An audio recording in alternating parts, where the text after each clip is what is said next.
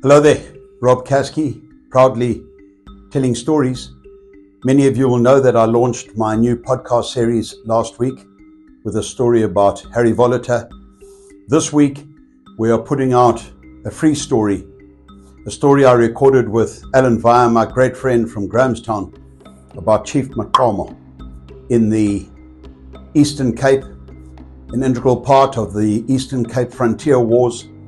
It's a story that should be better known across South Africa, and I really hope you'll enjoy it. Take care. Bye-bye. Good morning, viewers and listeners. Rob Caskie, engaging storytelling, here this morning with my dear friend Weyer outside Grahamstown. Alan has his wonderful, wonderful business, Spirits of the Past, a veritable expert on Eastern Cape history, the history of the Xhosa people, and more particularly the history of South Africa. And I must tell you, I was riding up here on my motorbike and I stopped at Nanaga for a break, and I started talking to a local farmer who turns out to be a professor of physics. And he said he was at a farmer's day recently where this guy did an amazing talk about the history of the Albany area. And he described him and he said to me, he looks a lot like General de Wet. And I said, I know exactly who you are talking about. And you won't believe it, I'm going to stay with him tonight. So here I am with Alan, and I wanted this morning to share perhaps some aspects of South African and Eastern Cape history that you may be unaware of. And the first revolves around a famous chieftain in this area called Maqomo.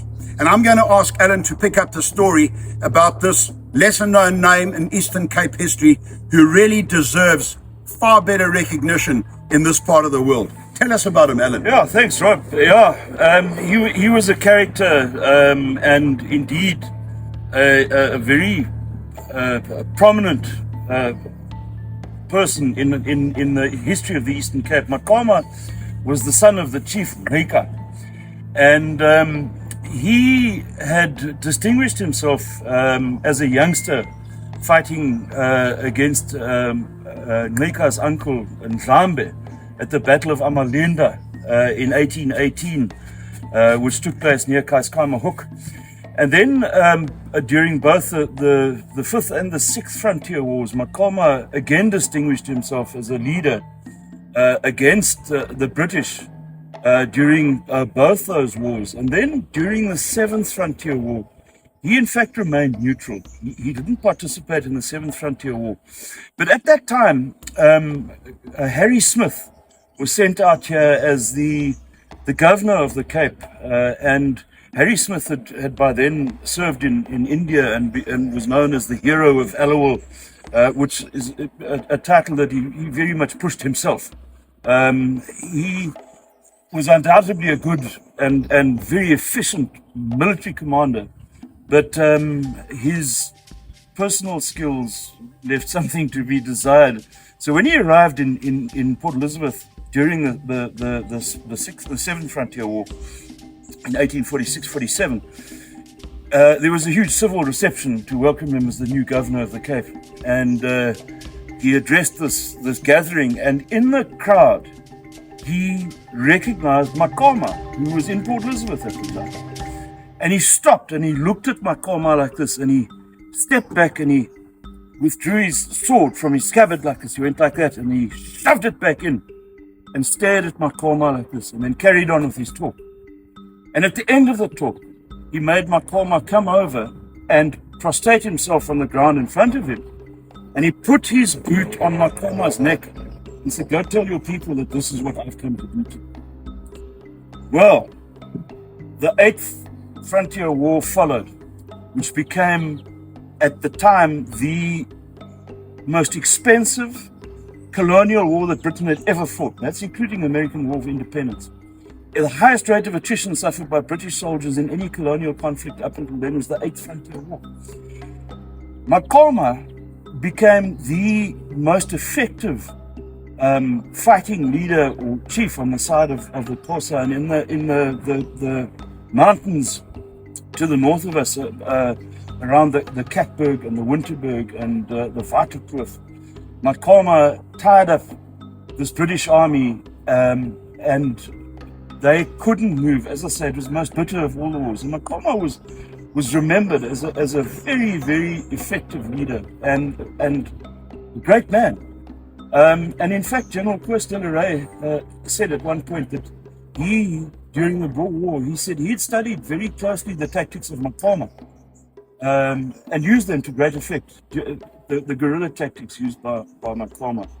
And of course, Harry Smith eventually was dismissed during the 8th Frontier War because he'd bungled things a little bit. That's a whole other story on its own. But it's interesting because Harry Smith ties in with your part of the world and your interests in the Anglo-Zulu Wars to a certain extent. Yeah. Well, look, Harry Smith had a town named after him just beyond the Natal Free State border called Harry Smith. And he had selected for himself a beautiful teenage bride from a Spanish royal family during one of the Spanish campaigns. And he married her. It turned out to be a fairly happy union.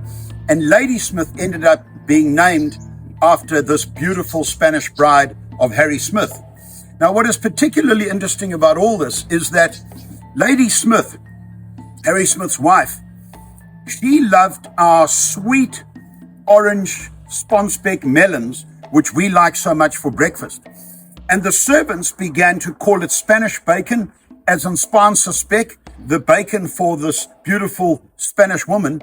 And we call these melons today spanspec. And most people have no idea of the origin of the word and the origin of the names of those towns dating back to Harry Smith and Lady Smith.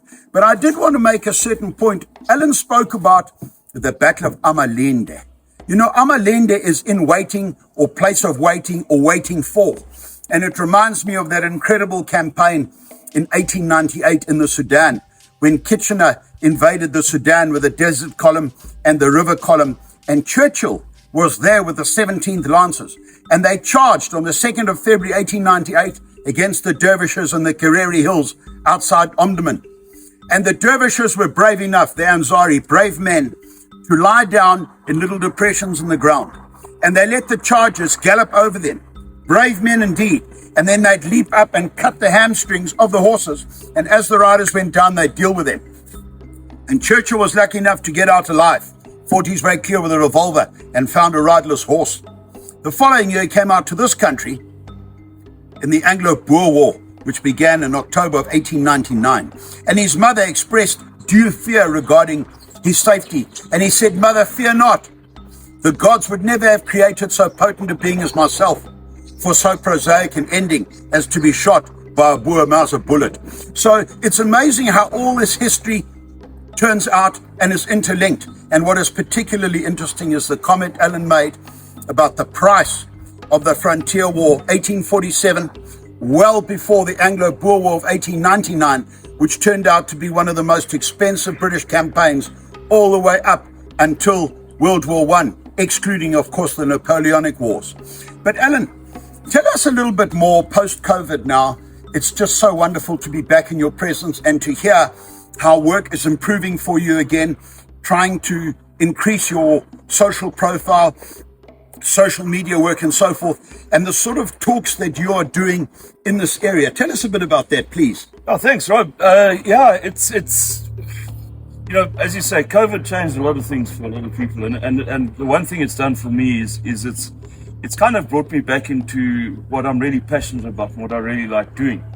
And you know, with the help of Eve, who you met yesterday,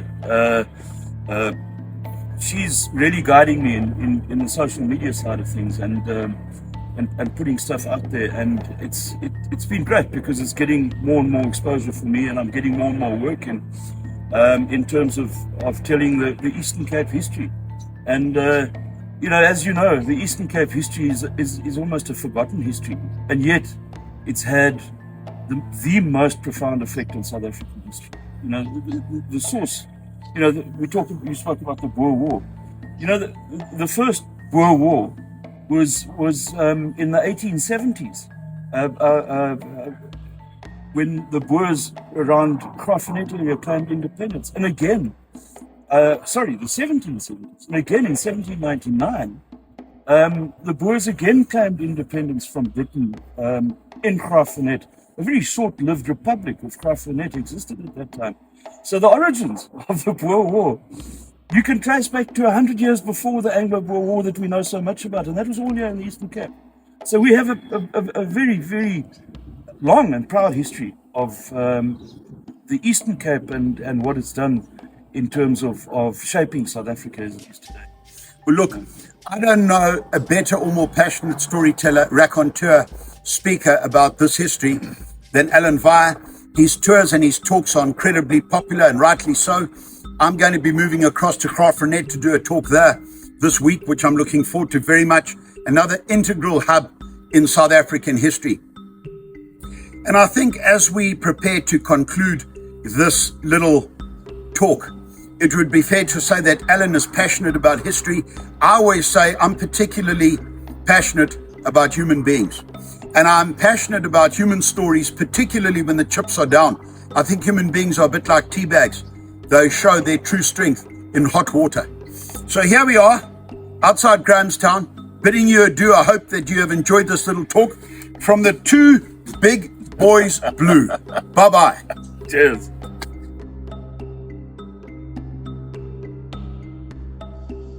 Thank you sincerely for listening to this episode in my engaging storytelling series and for your ongoing support here on Patreon. It is most appreciated. New episodes will be released every 2 weeks on Tuesdays. Supporting material is often shared on our social media, so please be sure to follow me on Instagram as well, @Rob_Caskie.